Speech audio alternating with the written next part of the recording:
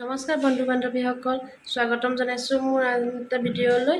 আৰু বহুত দিন আপোনালোকৰ লগত একো ভিডিঅ' শ্বেয়াৰ কৰিব পৰা নাছিলোঁ, তাকে ভাবিলোঁ আজি এটি ৰেচিপিকে শ্বেয়াৰ কৰোঁ।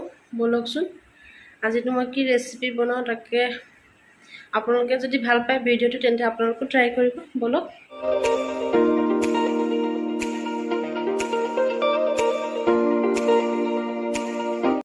এয়া হৈছে হাঁহৰ মাংস প্ৰায় 1 কিলোমান হ'ব। ইয়াতে মই লৈছোঁ 2-3টা আলু আৰু জালি কোমোৰা। বুঢ়া কোমোৰা হ'লে বেছি ভাল হয়, কিন্তু বুঢ়া কোমোৰা এতিয়া যিহেতু পোৱা নাযায়, লৈছোঁ 3-4টা পিঁয়াজ। ইয়াতে মই আদা নহৰু আৰু 3-4টামান জলকীয়া দি দিছোঁ।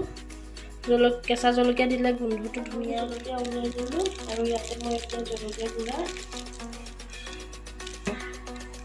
জিৰা, ধনিয়া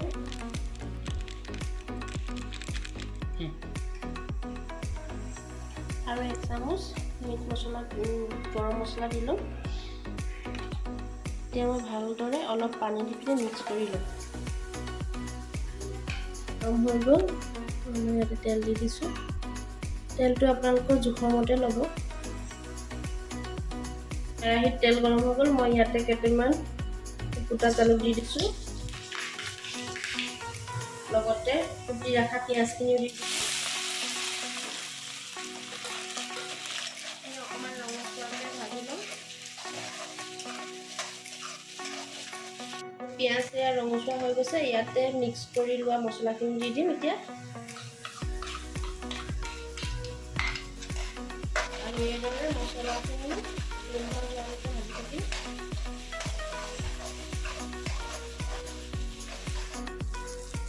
আৰু এই দেখিছে এতিয়া মছলা কেঁচা গোন্ধটো গৈছে আৰু তেল বিৰি গৈছে। মই ইয়াতে এতিয়া মাংসখিনি দি দিম আৰু মই মাংসখিনি দি দিছোঁ ইয়াতে।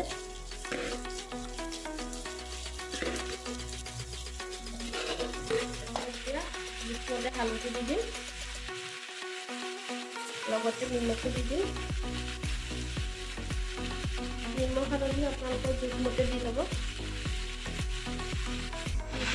এইদৰে লৰাই পিনে 5 মিনিটৰ কাৰণে ঢাকি দিম।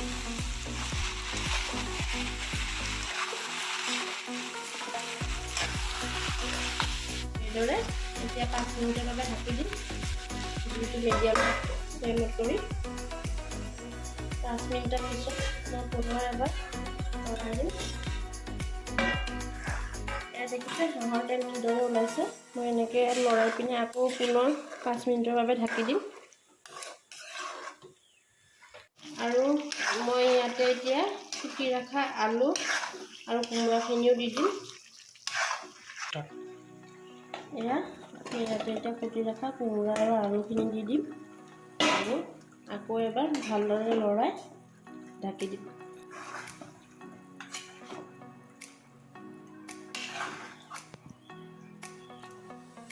আপোনালোকে বাৰু কোমোৰা আৰু হাঁহ কোনে খাইছে জনাবচোন আৰু কেনেকুৱা লাগে।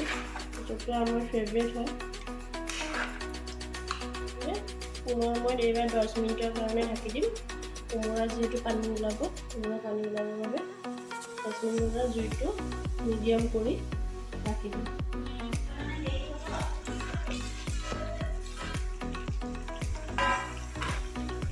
আৰু এয়া কোমোৰা প্ৰায় সিজি গৈছে আৰু এতিয়া ইয়াতে পানী দিম।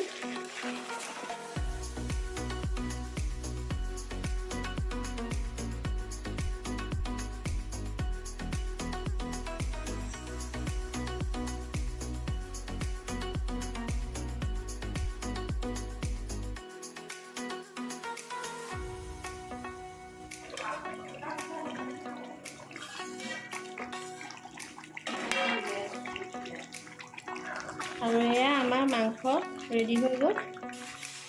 আৰু ইয়াতে মই এতিয়া অলপ মানধনিয়া দি দিম, কুটি ৰাখিছিলোঁ। আৰু যদি ভিডিঅ'টো চাই ভাল পায় তেন্তে like, comment, share and subscribe কৰিব নাপাহৰিব। আৰু এইদৰে আপোনালোকেও এদিন বনাই খাব।